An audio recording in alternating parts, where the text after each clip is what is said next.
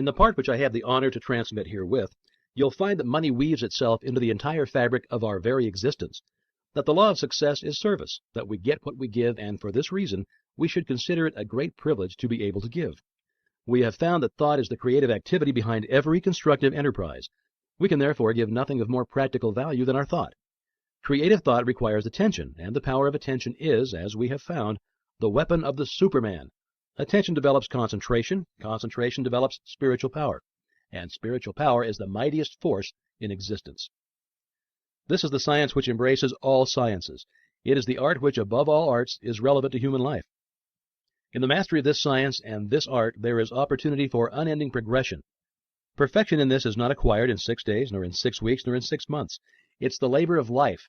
Not to go forward is to go backward. It is inevitable that the entertainment of positive, constructive, and unselfish thoughts should have a far-reaching effect for good.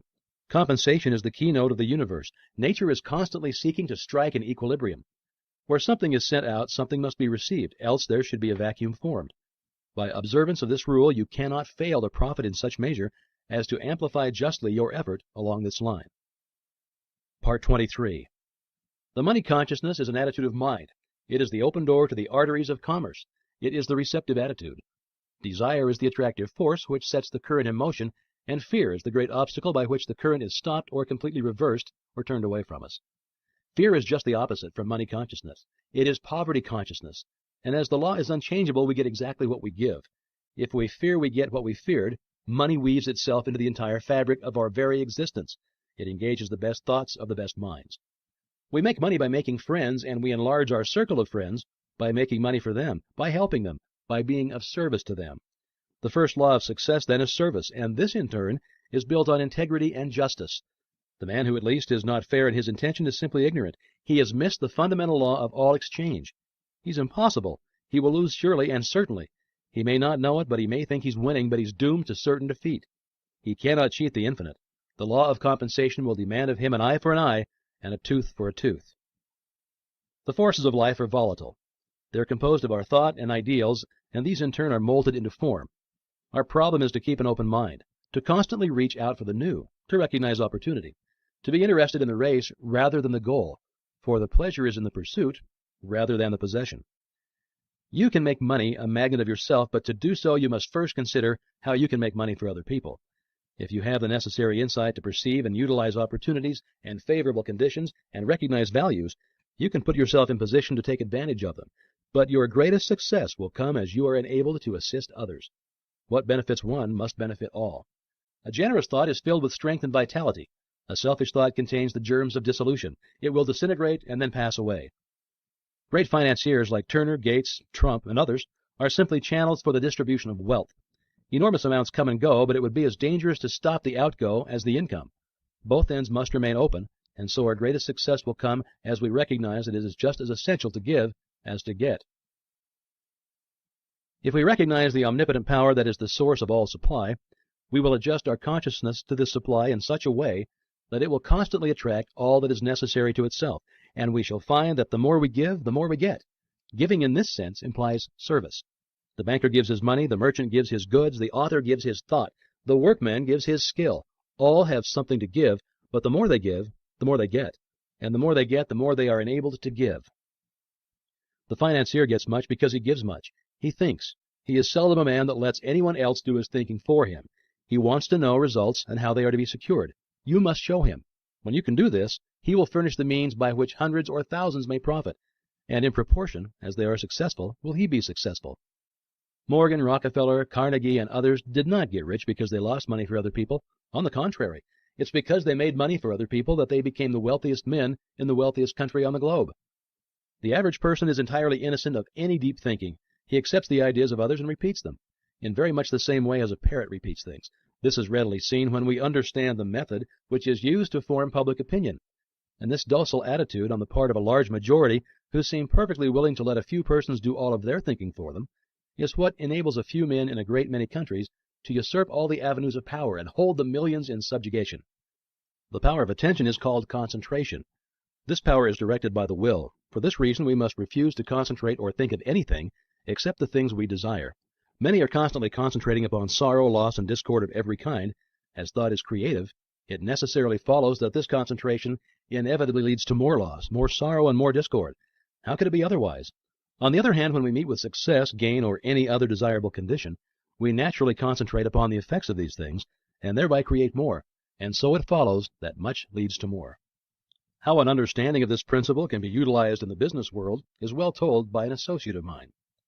Spirit, whatever else it may or may not be, must be considered as the essence of consciousness, the substance of mind, the reality underlying thought, and as all ideas are phases of the activity of consciousness, mind, or thought, it follows that in spirit and in it alone is to be found the ultimate fact, the real thing, or the idea. Now, this being admitted, does it not seem reasonable to hold that a true understanding of spirit and its laws of manifestation would be about the most practical thing that a practical person can hope to find? Does it not seem certain that if the practical men of the world could but realize this fact, they would fall all over themselves in getting to the place in which they might obtain such knowledge of spiritual things and laws? These men are not fools. They need only to grasp the fundamental fact in order to move in the direction of that which is the essence of all achievement. Let me give you a concrete example. I know a man in Chicago whom I had always considered to be quite materialistic. He had made several successes in life and also several failures. The last time I had a talk with him, he was practically down and out as compared with his former business conditions. It looked as if he had indeed reached the end of his rope, for he was well advanced into the stage of middle age, and new ideas came more slowly and less frequently to him than in former years. He said to me in substance, "I know that all things that work out in business are the result of thought. Any fool knows that. Just now I seem to be short on thoughts and good ideas. But if this all-mind teaching is correct, it should be possible for the individual to attain a direct connection with infinite mind, and in infinite mind there must be the possibility of all kinds of good ideas which a man of my courage and experience could put to practical use in the business world. Not only that, but make a big success of it. It looks good to me, and I'm going to look into it." That was several years ago. The other day I heard of this man again. Talking to a friend, I said, "What has become of our old friend, Mr. X? Has he ever gotten on his feet again?" The friend looked at me in amazement. "Why," said he, "don't you know about Mr. X's great success? He is the big man in the blank company," naming a concern which has made a phenomenal success during the last 18 months and is now well known by reason of its advertisements from one end of the country to another and also abroad. He is the man who supplied the big idea for that concern. Why, he's about $500,000 to the good and is moving rapidly toward the million mark, all in the space of 18 months. I had not connected this man with the enterprise mentioned, although I knew of the wonderful success of the company. Investigation has shown that the story is true, and the above stated facts are not exaggerated in the slightest. Now, what do you think of that? To me, it means that this man actually made the direct connection with infinite mind, spirit, and having found it, he set to work to use it for him. He used it in his business.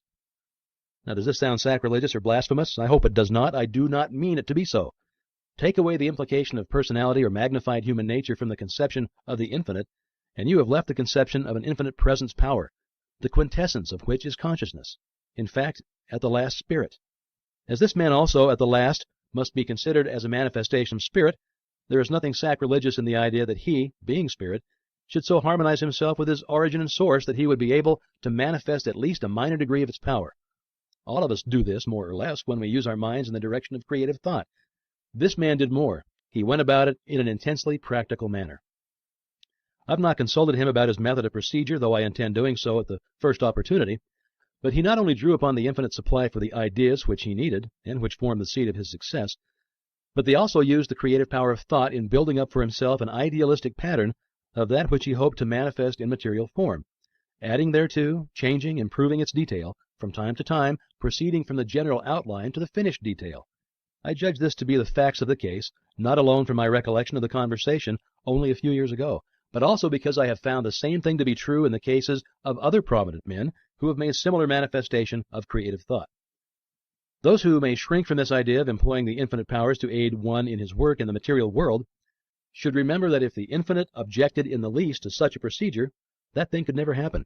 The infinite is quite able to take care of itself. Spirituality is quite practical. It's very practical, intensely practical. It teaches that spirit is the real thing, the whole thing, and that matter is but plastic stuff which spirit is able to create, mold, manipulate, and fashion to its will. Spirituality is the most practical thing in the world, the only really and absolutely practical thing that there is. This week, concentrate on the fact that man is not a body with a spirit, but a spirit with a body, and that it is for this reason that his desires are incapable of any permanent satisfaction in anything not spiritual. Money is therefore of no value except to bring about the conditions which we desire, and these conditions are necessarily harmonious. Harmonious conditions necessitate sufficient supply, so that if there appears to be any lack, we should realize that the idea or soul of money is service, and as this thought takes form, channels of supply will be opened, and you'll have the satisfaction of knowing that spiritual methods are entirely practical. It was Francis Larimer Warner who said, "We have discovered that premeditated, orderly thinking for a purpose matures that purpose into fixed form, so that we may be absolutely sure of the result of our dynamic experiment."